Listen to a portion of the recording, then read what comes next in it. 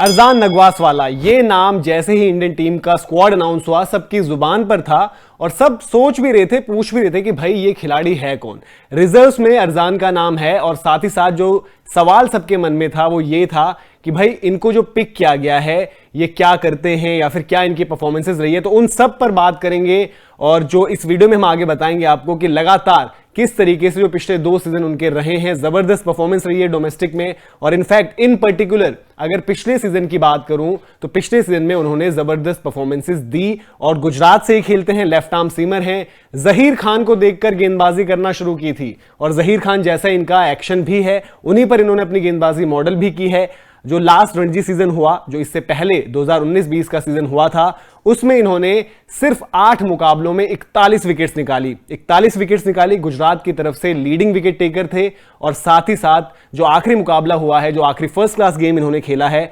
Semifinal का मुकाबला था सौराष्ट्र के अगेंस्ट, उसमें भी इन्होंने 5 विकेट हॉल लिया था। अब बात करते हैं इनकी करियर की और इनकी जर्नी की, इनका करियर अब तक का कैसा रहा। तो अरजान का करियर शुरुआत से ही जो था फास्ट बॉलर वो बनना चाहते थे और इनका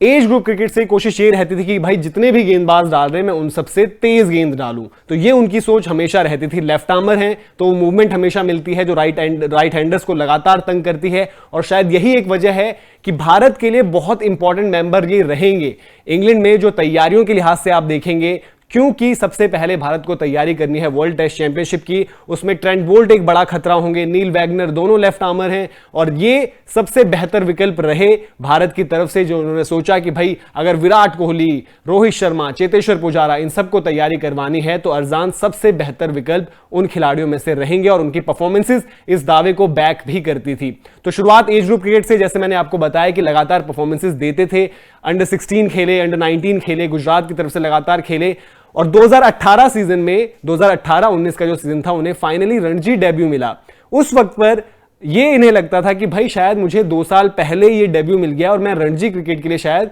23 साल की उम्र में, जिस उम्र में वो ऑलरेडी इंडिया के लिए सेलेक्ट हो चुके हैं, उन्हें यह लगता था कि शायद 23 साल की उम्र में मैं तैयार रहूंगा फर्स्ट क्लास अपना डेब्यू करने के लिए, रणजी क्रिकेट खेलने के लिए, रणजी ट्रॉफी खेलने के लिए। फिर जो उनके करियर में जो एक हाईलाइट्स हम कहते हैं, पहला मुकाबला, दूसरा मुकाबला उतना ज्यादा अच्छे नहीं रहे उनके। फिर जो तीसरा गेम था गुजरात का 2018 सीजन में, उसका वो हिस्सा नहीं थे प्लेइंग 11, पर जो अगला मुकाबला हुआ यानी उनके फर्स्ट क्लास करियर का तीसरा मुकाबला अगेंस्ट मुंबई, उनके करियर का पहला फाइफर आता है। और उसके बाद जब वो वापस अपने घर आते हैं, वापस अपने गांव आते हैं, तो उनका स्वागत ऐसे होता है मानो कोई खिलाड़ी बहुत कुछ अचीव कर चुका होगा और उस गांव के लिए बहुत ज्यादा इंपॉर्टेंट भी ये चीज थी।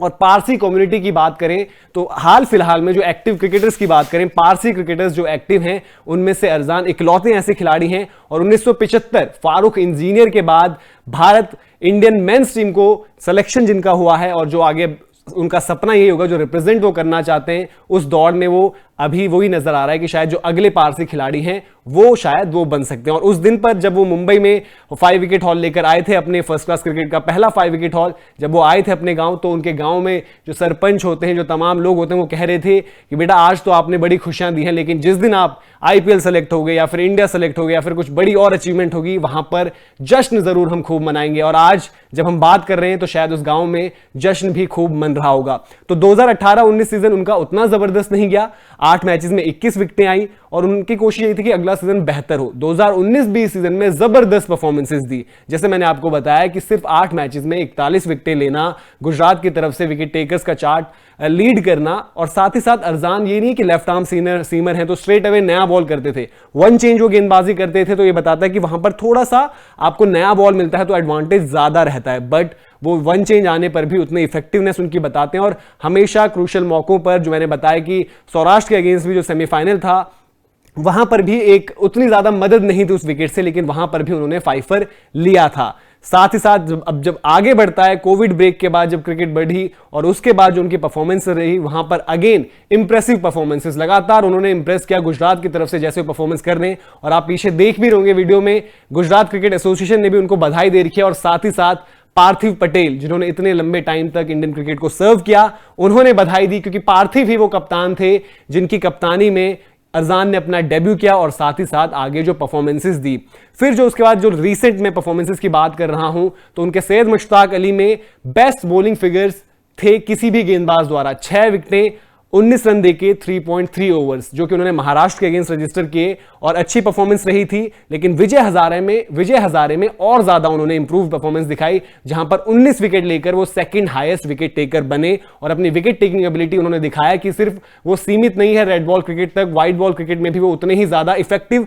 हो सकते हैं और उन्होंने वो चीज साबित भी करी। अब उनके लिए एक बहुत बड़ी जो है, हम कह रहे हैं कि इस सफर में एक बहुत बड़ा कदम है जो वो आगे बढ़ा रहे हैं और आज वो इंडिया के लिए सेलेक्ट भी हुए, रिजर्व्स में हैं, लेकिन बहुत ही इंपॉर्टेंट फिगर होंगे इंडियन टीम के लिए। तैयारियों के लिहाज से देखें और अगर वहां पर जरूरत पड़ती है तो शायद आप आगे उनको एक्शन में एज इंडिया प्लेयर भी देखेंगे। तो ये थी अरजान की पूरी कहानी, जिस तरीके से हमने आपके साथ शेयर की। आपको ये वीडियो कैसा लगा, अपना फीडबैक जरूर दें। कमेंट सेक्शन में आप हमें बताएं कि आप ऐसे ही और अगर खिलाड़ियों के बारे में जानना चाहते हैं, किसी और खिलाड़ी के बारे में आप और इंफॉर्मेशन चाहते हैं तो हमें जरूर बताएं, हम उन पर भी एक वीडियो लेकर आएंगे। और अपनी जो बेस्ट विशेस हैं जरूर दें, क्योंकि यंगस्टर 23 साल और ऐसी कहानी, छोटे से गांव से निकलकर अब इंडिया को रिप्रेजेंट करना है, उनके लिए अपने हीरोज के साथ जब वो खेलेंगे, जहीर खान से कुछ समय जरूर उन्होंने बिताया, क्योंकि आईपीएल के लिए जो ट्रायल्स की बात होती है तो ट्रायल्स के लिए ये भी गए थे मुंबई इंडियंस में, जहीर खान से थोड़ी वहां पर बातचीत भी हुई। अब इंडिया कैंप जब वहां पर जाएंगे वो साथ में, तो जो तमाम हम बात करते हैं कि यार वर्ल्ड्स बेस्ट जसप्रीत बुमराह, मोहम्मद शमी, ईशांत शर्मा, उमेश, सिराज की जो परफॉर्मेंसेस रही हैं, तो ये भी काफी कुछ सीख कर आएंगे। और हमारी तरफ से, स्पोर्ट्स यारी टीम की तरफ से बेस्ट विशेस अरजान को, और इसी तरीके से जो उनकी परफॉर्मेंसेस रही हैं, उम्मीद करेंगे कि आगे भी वो ऐसे अपना नाम करें और अपने घर, परिवार और गांव का नाम इसी तरीके से रोशन करें। और मोर इंपॉर्टेंटली पारसी कम्युनिटी, इन सब की बात हो रही है, लेकिन सबसे बड़ी चीज है कि इंडिया में इस तरीके का टैलेंट लगातार जो ऊपर आ रहा है और परफॉर्म कर रहा है, वो हम सबके लिए बहुत खुशी की एक बात है। और हम उम्मीद यही करते हैं कि इनका जलवा जो है, लेफ्ट आर्म जो ये सीमर है, इनका जलवा बरकरार रहेगा। तो फिलहाल इजाजत दीजिए, वीडियो पसंद आए तो लाइक जरूर करें, कमेंट सेक्शन में अपना फीडबैक भी दें, और फिलहाल के लिए इतना ही, जल्द आपसे मुलाकात होगी।